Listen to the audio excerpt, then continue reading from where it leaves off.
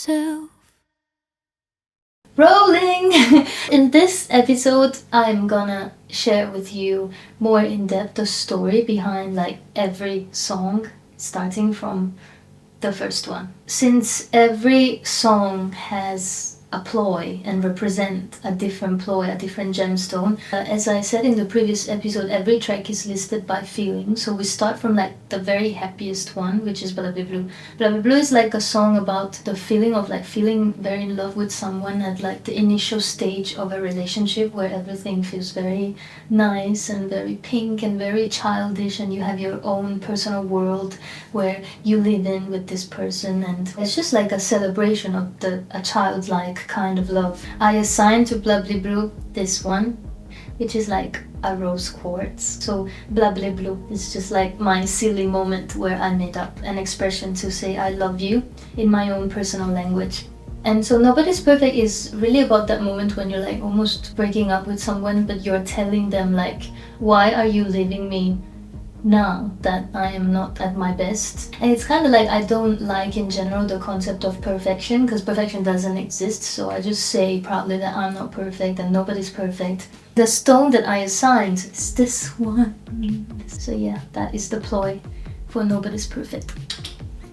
Shoreditch Road is a very painful song where my heartbreak happened. So the stone that was assigned is like this one. I feel like the color red gives me a sense of like empowering. I like the idea of like sharing some very painful feelings through a very empowering music and melody and beat. So the color red, and this is the ploy for Shoreditch Road.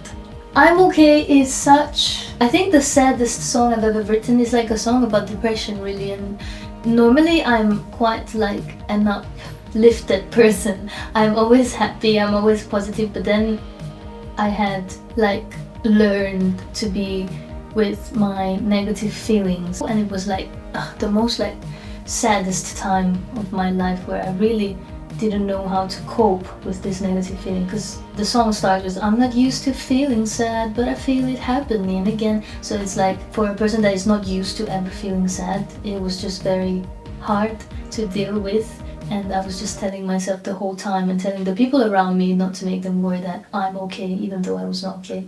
So the song is called I'm Okay, I'm okay, I'm okay, I'm okay.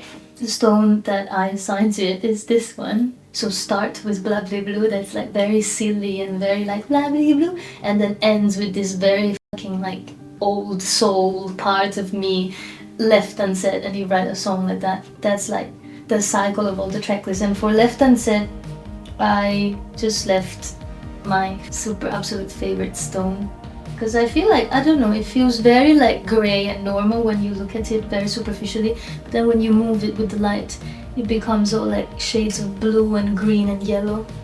The labradorite, and it also has like healing properties and stuff, and it's just like my most favorite stone for me. And yeah, so I assigned this ploy to the last song on the album, Left Unsaid. That's all.